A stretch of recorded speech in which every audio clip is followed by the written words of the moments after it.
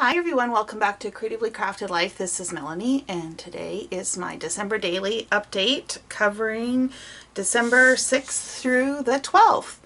And as you can see in front of you, December 6th is about a visit to my church.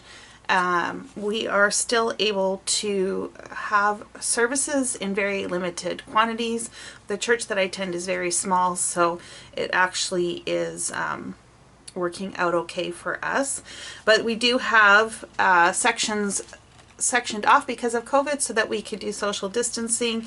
And of course we do the normal protocols with masks, etc. And the tag for today is just talking about how we're able to still make that work for now, and hopefully we will be able to continue to do so, but you never know.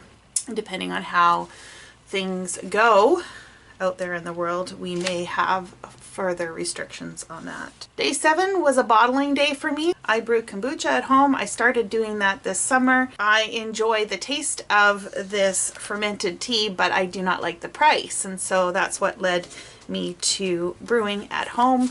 I bought a little kit off of Amazon to get me started, and I've been brewing since then. And this is just bottled, so it's a little bit fizzy because of the carbonation, and we're going into what they call a second ferment. And this has been a really good substitute for diet soda for me. I'm trying to cut back on that. Definitely have an addiction, so looking for some alternatives. When I created this book, I thought December 8th would be about trimming the tree, putting up my Christmas tree, and so I had added this sign, "Let's hang out by the twinkling tree." And I do have a tree for my story for day 8, but it's not the tree that I would have expected. So from a past Ellie Edwards kit, I had this tree die cut, which I thought went really well with this, so I just added a few embellishments. And then on the back side, I added a photo of the map of a shopping area in Southern California. And actually my doctor's office is located there, and that's what today's story was about. So I headed to this area. It talks about the Christmas tree that they put up.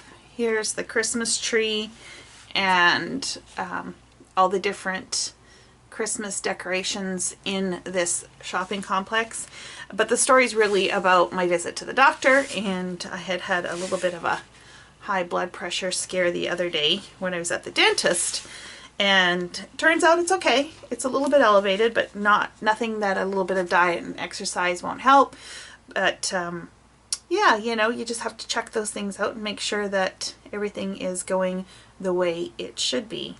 So that was my day 8 story. Yeah, the journaling's a little bit specific, so I'm not going to show that today. But basically, it's all about my trip to the doctor. Such a fun Christmas story, isn't it? Day 9, I actually took some days off of work, and I just needed a break. And one of the things I did on day 9 was a midweek shopping run to the new Aldi store that's opened up in my neighborhood. And normally I only go grocery shopping on Saturdays, and so this is a little bit of a different break in my routine, if you will, but then so is taking some days off. So I thought I'd pick up a few necessary groceries and check out the new store. I had never been in an Aldi before, but they have been in Southern California for a while, and I was intrigued to check it out. And I just made note of some of the things that were different about the store. You know, I thought it was going to be way bigger. Not sure why, but in my mind I thought it was going to be way bigger. And it was interesting. They had a few different things, like you have to put a deposit in for your shopping cart. Now, coming from Canada, that's pretty much standard there. Nothing unusual, but here in the area where I live, I don't know of any place that requires you to put a deposit in, and so I found myself without a quarter. But it was okay. I was only picking up a few things, so it was not that big of a deal. The prices are fantastic, and yeah, I just thought it was an interesting little store. I will go back, I'm sure. So Thursday was also a day off. I had a few things planned. One was another trip back to the dentist, as well as finishing up my interior decor. So this year I decided not to put up a Christmas tree. I just don't have the space for it. Where the tree normally goes is where my office is set up. My quote-unquote office is set up for work.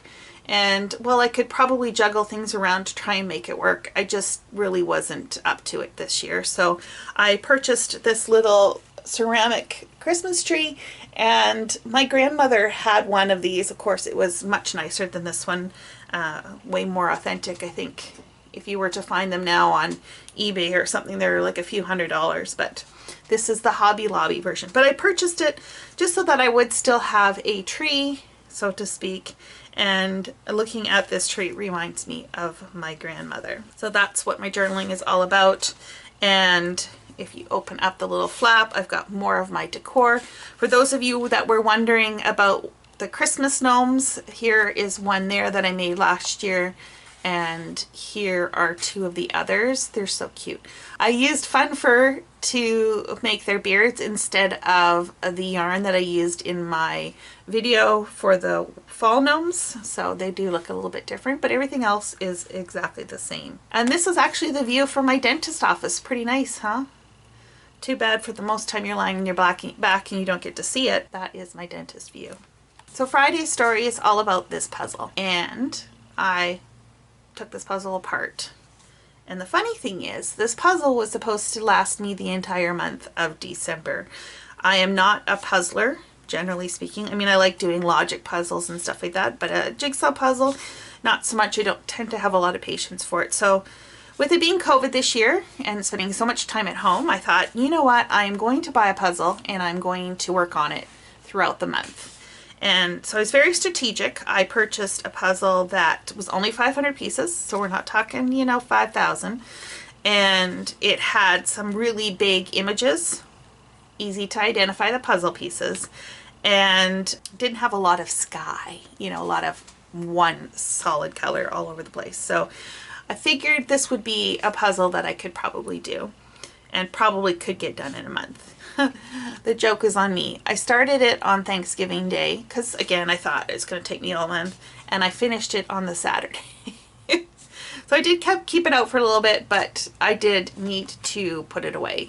It was just getting in the way of things. So that is day 11's story, and I have purchased a couple more puzzles, so I have something to work on for the rest of the month. Day 12's story is about this DNA kit from 23andMe. This actually came as a result of a visit to my doctor a few days ago.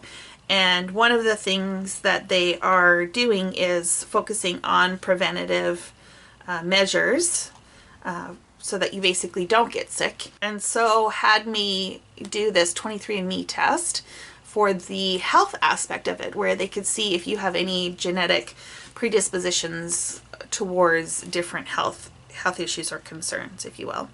So I know most people do 23andMe for the fun of it, just to find out what their ancestry is. And to be honest, I don't think it's going to be a surprise for me. I'm pretty sure I'm 100% European, almost all Western European. My family is predominantly from the Netherlands, and in any sort of history tracing that we've done, they've all been from the Netherlands. So there may be an odd little bit here and there, but it's going to be European, I'm pretty sure.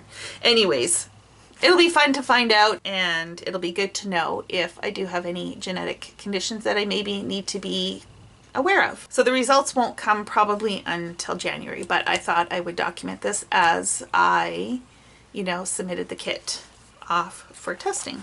So that is where I'm at. I'm up to date. Having this album pre-set up and keeping it in such a simple manner has made this really easy to do this year, but it's still kind of fun. It's still kind of fun to pick the photos and add the journaling. Let me know below how you're doing. If you're participating in December Daily or some sort of December project, are you able to keep up? Are you just documenting your stories and going to work on it at the end of the year or into the new year? Or is this just something that's too overwhelming and really not your cup of tea? I'd love to hear your thoughts. Thanks again, everyone, and until next time, happy crafting.